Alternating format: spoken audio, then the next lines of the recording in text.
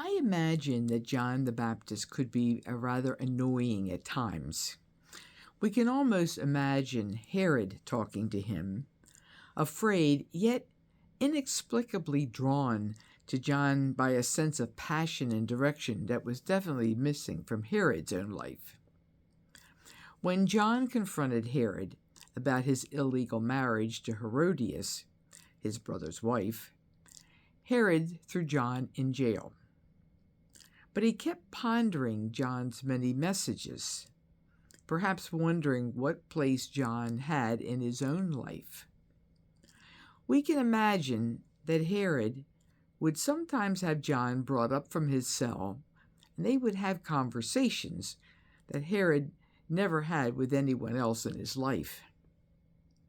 As Mark tells us, when Herod heard John speak, he was very much perplexed, yet he liked to listen to him.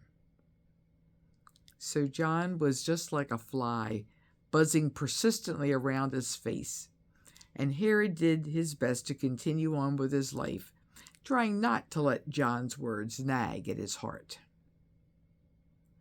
On his birthday, when Herod threw a party for himself, Herodias' daughter danced so wonderfully that Herod, maybe after many glasses of wine, jumped to his feet, leading the applause. As he stood there, weaving slightly, he looked around the room at his friends, and with a slight swagger, promised the girl, "I will grant you whatever you ask of me, even half of my kingdom."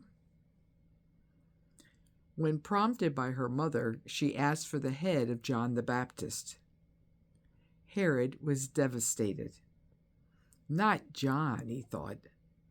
But he'd promised in front of this entire party, and he didn't want to look like a fool after all. He tried to ignore the gnawing in his stomach and waved for the executioner as if it was nothing. Soon the head of John the Baptist came back. Herod didn't go back on his extravagant promise in front of everyone. He did not break his word, but he had lost much more. Herod had ignored the part of his heart that John was able to touch, the truth about his life. I think we all have these nagging prophets in our lives, people who want to confront us with the truth that we don't really want to hear, people whose words put a gnawing in our stomachs as we redouble our efforts to ignore them, or sometimes simply messages we don't want to listen to. Why can't they just leave us alone to live our lives? Why do they keep pushing at us about justice, hunger, living simply, drinking less?